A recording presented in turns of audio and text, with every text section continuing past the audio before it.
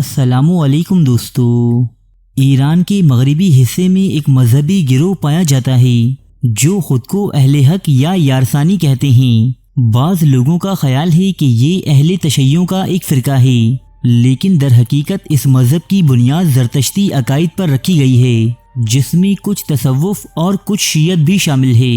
اس مذہب کا بانی سلطان ساہک نامی ایک کرد شخص تھا، جس نے 14ویں صدی عیسوی کے دوران مختلف ادیان و مذاہب کے عقائد پر اپنے اس نئے مذہب کی بنیاد رکھی۔ یارسانی عقائد کے حامل لوگ تناسخ اور خدا کے انسانی جسم میں حلول کرنے کے قائل ہیں۔ یہ اہل بیت کے 12 اماموں کو مانتے ہیں اور نصیریوں کی مانند حضرت علی کرم اللہ وجہہ کی پرستش بھی کرتے ہیں۔ یارسانیوں کے نزدیک ان کے پیر کا مرتبہ بہت بلند ہے اور اس کی امداد کے بغیر آخرت میں نجات پانا ناممکن ہے۔ یہ لوگ انفرادی عبادت کے قائل نہیں، بلکہ یہ سب ایک جگہ جمع ہو کر ذکر کرتے یا اپنی مقدس کلام کی تلاوت کرتے ہیں۔ یارسانیوں کی مقدس کتاب کلام سرانجام کہلاتی ہے۔ یارسانی ہر مہینے اپنی عبادت گاہوں میں جمع ہوتے ہیں۔ ان کی عبادت گاہوں کو جام خانہ کہا جاتا ہے، جبکہ ان کے اجتماع کو جام کا نام دیا جاتا ہے۔ اپنی عبادت گاہوں میں انہیں کئی طرح کے قواعد و ضوابط کی پابندی کرنی ہوتی ہے، جس میں سر کو ایک مخصوص ٹوپی سے ڈھانپنا بھی شامل ہے۔ یہ لوگ اپنی عبادت کے وقت ایک دائرے کی صورت میں بیٹھتے ہیں، جبکہ ان سب کا رخ پر دیوار کی جانب رہتا ہے۔ یہ پر دیوار جام خانے کا سب سے مقدس حصہ بھی تسلیم کی جاتی ہے۔ فرقہ یارسان کے ماننے والوں کا یہ عقیدہ ہے کہ ان کے مذہب کا بانی یعنی سلطان ساہک خدا کی 7 نشانیوں میں سے ایک ہے۔ یہ لوگ تناسخ روح کے قائل ہیں اور ان کا ماننا ہے کہ روح 1001 اوتار بدلنے کے بعد طہارت یا نجات حاصل کر لیتی ہے۔ یارسانی اپنی عبادت گاہوں میں ایک مقدس آلائے موسیقی بجاتے ہیں جسے تنبور کہا جاتا ہے، اور یہ لوگ اس کی دھنوں پر اپنا مقدس کلام پڑھتے ہیں۔ یارسانی عقائد کے ماننے والے اکتوبر اور نومبر کے مہینوں میں 3 روزے بھی رکھتے ہیں۔ ان 3 روزوں کے دوران یارسانی کمیونٹی کے لوگ ہر رات اپنے اپنے علاقوں میں جام یعنی اجتماع منعقد کرتے ہیں، اور سورج غروب ہوتے ہی روزہ افطار کیا جاتا ہے۔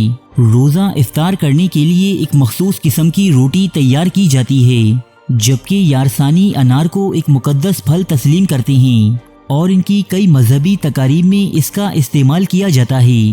فرقہ یارسان کے ماننے والوں کے لیے مونچھیں تقدس کی علامت ہیں۔ روایتی طور پر یارسانی مرد حضرات اپنی مونچھوں کو کبھی نہیں کاٹتے، اور اسی لیے یہ کبھی کبھی اس قدر بڑھ جاتی ہیں کہ ان کا منہ اور تھوڑی کا نچلا حصہ تک ان مونچھوں کے نیچے دب جاتا ہے۔ ایک اندازے کے مطابق ایران میں اس عقیدے کے پیروکاروں کی تعداد 10 سے 30 لاکھ کے درمیان ہے، جن میں سے زیادہ تر لوگ مغربی ایران میں رہتے ہیں، جو ایک کرد اکثریتی علاقہ ہے۔ اس فرقے کے 1 سے 1.5 لاکھ ماننے والے افراد عراق میں بھی رہتے ہیں، جہاں ان کو کاکائی کہا جاتا ہے۔ مسیحی، یہودی اور زرتشت اقلیتوں کے برعکس ایران کا آئین یارسانیوں کو مذہبی اقلیت تسلیم نہیں کرتا۔ حکومت انہیں ایسے شیعہ مسلمان تصور کرتی ہے جو صوفیزم پر یقین رکھتے ہیں۔ ایران میں کئی شیعہ رہنما یارسانیوں کو ایک منحرف عقیدے کی حامل جماعت گردانتے ہیں۔ اس مذہب کے پیروکاروں کا کہنا ہے کہ وہ پیدائش کے وقت اپنے بچوں کا مذہب یارسانی نہیں لکھوا سکتے، انہیں اپنی عبادت گاہیں تعمیر کرنے کی اجازت نہیں، جبکہ وہ اپنی مذہبی رسومات کے تحت تجہیز و تکفین کی رسومات بھی ادا نہیں کر سکتے۔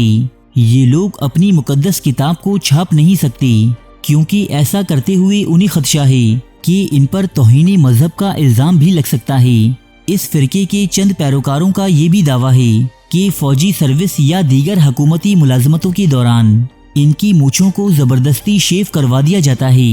یارسان نامی اس مذہب کا شمار آج بھی مشرق وسطیٰ کے قدیم ترین عقیدوں میں کیا جاتا ہے۔ دوستو، امید ہے کہ اس سے پہلے آپ اہل یارسان کے متعلق اس قدر زیادہ معلومات نہیں رکھتے ہوں گے۔ اگر یہ ویڈیو واقعی آپ کے علم میں اضافے کا سبب بنی ہے تو اسے لائک اور شیئر ضرور کیجیے گا۔ خدا حافظ دوستو۔ ارے فرینڈز، 1 منٹ، آپ ایسے ہی جا رہے ہیں؟ اتنی محنت سے ویڈیو بنائی ہے، ایک لائک تو بنتا ہے نا؟ اور دوسرا یہ کہ آپ ہمیں اتنی بڑی دنیا میں دوبارہ کیسے ڈھونڈیں گے؟ تو اس کا حل یہ ہے کہ آپ ہمارے چینل کو سبسکرائب کر لیجئے اور اس بیل کے آئیکن کو کلک کر دیجئے۔ اس طرح ہمارے آنے والی تمام ویڈیوز آپ تک پہنچتی رہیں گی۔ ارے ڈریے مت، یہ بالکل فری ہے۔